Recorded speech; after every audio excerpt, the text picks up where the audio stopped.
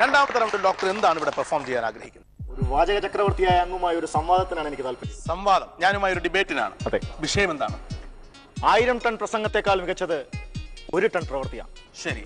1789 എന്ന വർഷത്തിൽ ബാസ്റ്റിലെ തുറുങ്കും കൽത്തറവുകളും തകർത്തുകൊണ്ട് ലോകത്തിലേക്ക് മാനവ വിമോചനത്തിന്റെ സമഗ്ര പ്രതീകമായി ഫ്രഞ്ച് വിപ്ലവം ആരംഭിച്ചത് റോബസ്പിയറിന്റെ ഗില്ലറ്റിൻ കരുത്തിലായിരുന്നില്ല. മറിച്ച് റൂസോയുടെയും ഓൾട്ടയറിന്റെയും മോണ്ടസ്ക്യൂവിന്റെയും ചിന്തകളുടെയും വളരെ ശക്തമായ ഉജ്ജ്വലമായ വിപ്ലവാഭിമുഖ്യമുള്ള പ്രഭാഷണങ്ങളിലൂടെയായിരുന്നു. കേരളത്തിൽ ഉടലെടുത്ത സാംസ്കാരിക പ്രസ്ഥാനങ്ങളിലൂടെ, പ്രസംഗവേദികളിലൂടെയാണ് കേരളത്തിലെ സാമൂഹ്യ മുന്നേറ്റങ്ങൾ നടന്നിട്ടുള്ളത്.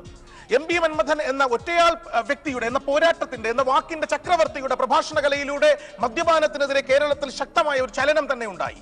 വാളല്ല എൻ സമരായുധം, ഛണൽ ഛണൽ ധ്വാനം മുഴക്കും വാക്കാണ് എന്നെന്റെ ആദ്യത്തെ വാദം.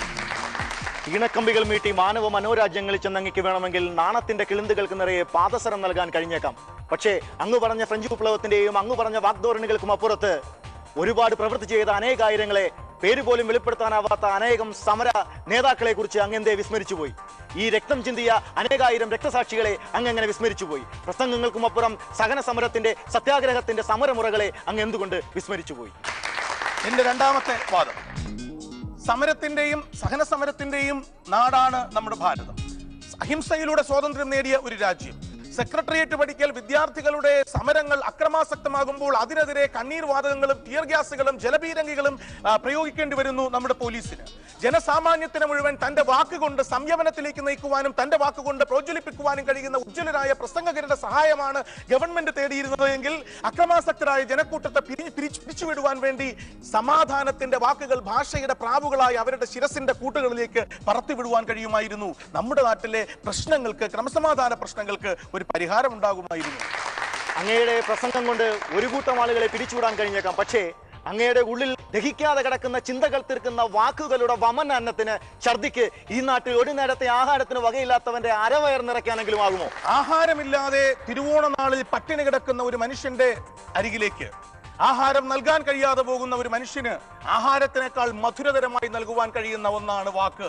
പട്ടിണി കിടക്കുന്നവനോട് സഹതാപത്തിന്റെയും കരുണയുടെയും സ്നേഹത്തിന്റെയും വാക്കുകൾ പങ്കുവെച്ച് ആ വാക്കുകളിലൂടെ അവന്റെ കണ്ണീരിന്റെ, അവന്റെ കരച്ചിലിന്റെ നൊമ്പരം തന്റെ കൂടി തേങ്ങലാണെന്ന് അവനെ മനസ്സിലാക്കി കഴിയുമ്പോൾ ഏത് വിശപ്പും ആ വാക്കിന് മുന്നിൽ അടിയറ പറയും സുഹൃത്തെ എന്നതിന്റെ അവസാന വാദം. അങ്ങ് വാടകയ്ക്കെടുത്ത ആവേശത്തിന്റെ കീറത്തുണിയിൽ പൊതിഞ്ഞെടുത്ത അങ്ങയുടെ പ്രസംഗത്തിന്റെ വിടുപ്പുവാദം കൊണ്ട് ഉടുതുണിക്കും അടുതുണിയില്ലാത്തവന്റെ നഗ്നത മറയ്ക്കാനാകുമോ?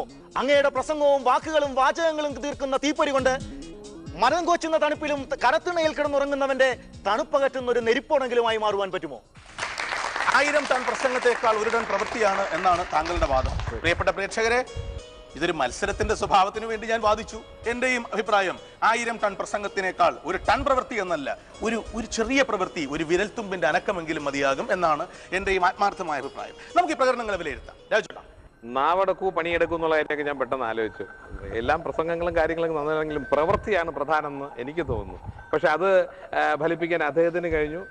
പ്രസംഗം കൊണ്ട് അല്ലെങ്കിൽ സംസാരം കൊണ്ട് ഒരാളുടെ മനസ്സ് മാറ്റാൻ, അല്ലെങ്കിൽ സന്തോഷിപ്പിക്കാൻ, അല്ലെങ്കിൽ ഒരു നേരത്തെ വിശപ്പ് മാറ്റാൻ പറ്റുന്നുള്ള കാര്യം നിങ്ങളും സ്ഥാപിച്ചു. രണ്ടുപേരും ഈക്വലാണ്. വളരെ നന്നായിരുന്നു. ഈ വാക്കും അർത്ഥവും ചേർന്ന പോലെ പ്രവീണും പ്രദീപും ചേർന്നു എന്ന് എനിക്ക് തോന്നി. വളരെ സമ്യക്കായ, വളരെ പാക്ഡ് ആയ ഒരു സംവാദമായിരുന്നു. വളരെ ഉജ്ജ്വലമായ പ്രകടനം പ്രവീണിൻ്റെത്, ഒപ്പത്തിനൊപ്പം പ്രദീപ് എന്നേ പറയാൻ പറ്റുള്ളൂ. വളരെ ഫോഴ്സ്ഫുൾ ആയിരുന്നു. കാരണം നിങ്ങൾ ചെയ്യേണ്ടത് പ്രവൃത്തിയാണ് എന്ന് അടിച്ചമർത്തി പറയാൻ പറ്റുന്ന തരത്തിലേക്ക് വാക്കുകൾ കൊണ്ട് പ്രദീപിനെ പോലും തോൽപ്പിച്ചില്ലേ ഒരു സെക്കൻഡിൽ എന്ന് എനിക്ക് തോന്നിയിട്ടുണ്ട്. ഗംഭീരമായിരുന്നു പ്രവീണിന്റെ ഈ ദിവസത്തെ പ്രകടനം.